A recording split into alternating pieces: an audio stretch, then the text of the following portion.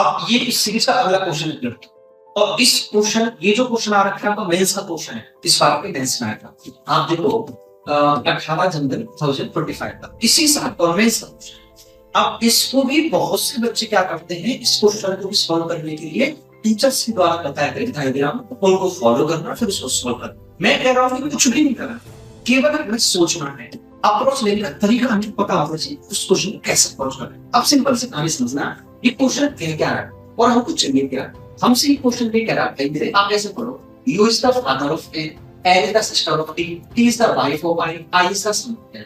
अब मैं इस पूरे क्वेश्चन को पढ़ूं पहले तो, और फिर मैं इसको सॉल्व करूं, डायग्राम बनाऊं और फिर मैं इसको सॉल्व करूं। आजकल के क्वेश्चंस में रिलेशन के नाम में पूछता है, रिलेशन पूछ रहा है। जैसे रिलेशन क्या होता है, पुत्र वधू की माँ, तो पुत्र वधू की माँ। अब ये रिलेशन है, रिलेशन का नाम नहीं है, जैसे मेरे मामा, तो मामा तो होते मम्मी के भाई, ये रिलेशन दे रखा है, नाम नहीं।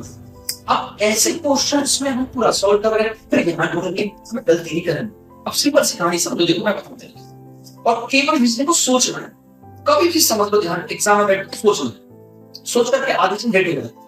ये कह रहा है U is the father of N, ये किसके पिता हैं, एन के, तो यू एन के फादर होंगे, यू का जेंडर क्या होगा, मेल, यू का जेंडर क्या होगा, मेल, यू पुरुष होगा, कन्फर्म है। और यहाँ भी क्या पूछा है, how is U related to L, U का एल से क्या संबंध, तो देखो यहाँ भी यू का एल से पूछा है, समझ लो। इसका मतलब जो भी आंसर आएगा वो यू के बारे में पूछेगा, तो यू का आंसर क्या होगा, पुरुष, केवल जेंडर पुरुष आएगा। देखो ये वाला फीमेल है, नहीं होगा, बहन फीमेल है, नहीं होगा, भाई फीमेल है, नहीं होगा, केवल ऑप्शन नंबर थर्ड इसका सही है।